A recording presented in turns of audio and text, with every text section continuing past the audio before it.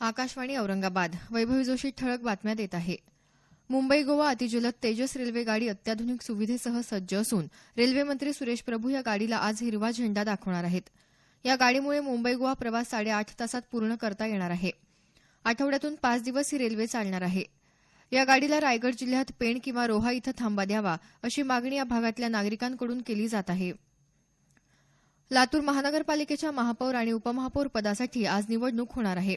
भारतीय जनता पक्षाच्या वतीनं 2 पदांसाठी 4 तर काँग्रेसकडून 2 जणांनी उमेदवारी अर्ज दाखल केले आहेत.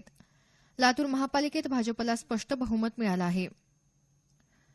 सरकार गोरक्षेचं समर्थन करतं, मात्र कायद्याचं उल्लंघन करणाऱ्यांशी आमचा संबंध नाही, असं वक्तव्य केंद्रीय मंत्री नितीन गडकरी यांनी केलं आहे. नवी दिल्ली इथं एका मुलाखतीदरम्यान ते बोलत होते. गोरक्षेच्या नावावर होणाऱ्या मारहाणीचा तपास सुरू असून दोषींवर कारवाई करण्यात येईल असं ते म्हणाले. तिन्ही संरक्षण दले देशाच्या संरक्षणासाठी सक्षम असल्याचा निर्वाळा केंद्रीय संरक्षण राज्यमंत्री सुभाष भामरे यांनी दिला आहे. ते नाशिक इथं अखिल भारतीय क्षत्रिय महासभेच्या राष्ट्रीय अधिवेशनात प्रमुख अतिथी म्हणून बोलत होते. भारतीय सैनिक प्राणाची पर्वा न करता रात्रंदिवस सीमेवर खडा पहारा देत असल्याचं ते यावेळी म्हणाले. कोयना धरणाच्या नदीपात्रात असणाऱ्या लुईस गेटमध्ये तांत्रिक बिघाड झाल्यानं कर्नाटकसाठी सोडण्यात येणारं पाणी काल दुपारी 12च्या सुमारास बंद करण्यात आलं.